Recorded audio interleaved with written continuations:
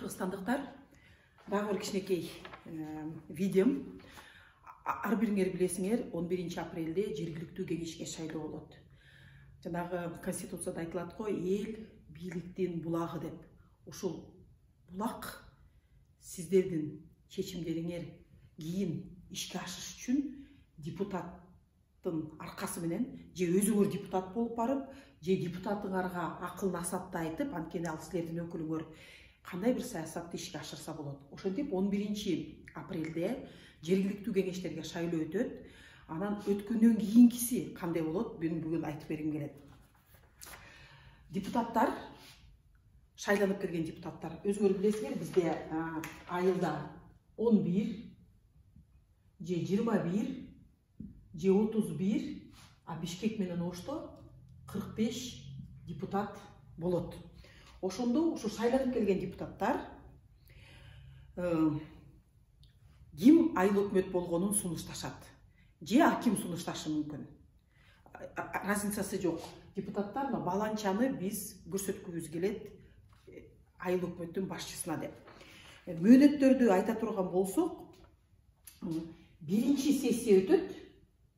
Жаңы келген депутаттардын биринчи сессиясы болгондон кийин 10 күндөн кеч эмес деген маселе бар экен. Дагы бир мыйзамда жазылып турат. Шайлоодон 11 апрель 20 күндөн кеч эмес деп. Ошондо биринчи 10 күндүктүн ичинде биринчи сессия өтүш керек турбайбы? Андан кийин дагы 10 күндүн ичинде айыл өкмөттүн же шаардын башчыларын тандаган эмеси бар экен. Эрежеси. Бул регламент боюнча. Шайлоо жашырын мындай, мен муну шайлай эмес, тайное голосование менен ишке ашат. Дагы бир жолу кайталап кете турган нерсе, депутаттар көрсөтө алат, и аким дагы көрсөтө алат. Бирөөнүн алдында мындай үстөмдүк деген болбош керек. Буга мындай басым жасап сурап атышат да, аким эле дайындайт дегендей сөз жүрүп атат, дагы бир нерсе деп. Жок, Конституция боюнча аким могул болсун деп басым кыла албайт. Анткени себеби аким ал мамлекеттик башкарууга келет. А жергиликтүү башкаруу мына айыл өкмөттөгү депутаттар айыл өкмөт болуп саналат да, бири-биринин ишине түзмө-түз киргишкенге акысы жок. Ал депутаттар катары эле мына 11 депутаттай болуп эле могуну кылсак кандай болот деп бир сунуштамасын бериши мүмкүн. Ушул депутаттар шайланып келген ким айыл башчысы болот, өздөрү шайлашат. Эгер дейт глава айыл өкмөтү кайсы мөөнөткө шайланат деген маселе бар. Ушул депутаттын сазыбы канча иштей турган болсо, ошол мөөнөткө шайланып келет. Анан мөөнөтүнөн мурунураак глава айыл өкмөттү кетирип салса, 10 күндүн ичинде вакансия пайда болуп калат да, 10 күндүн ичинде борбордук шайлоо комиссия кайра жаңы шайлоону уюштурат дагы, депутаттар анда келгиле башканы шайлап бергиле деп шайлоо уюштурушат.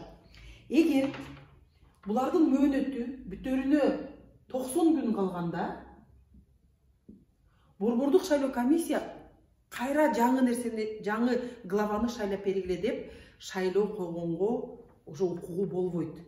Мунун орун басары, мурунку кетип калгандын орун басары же жооптуу катчысы убактылуу баягы милдетин аткаруучу болуп шайлоого чейин иштеп коюп турат. Көбүнчөсү орун басарлары ошондой милдетти аткарат.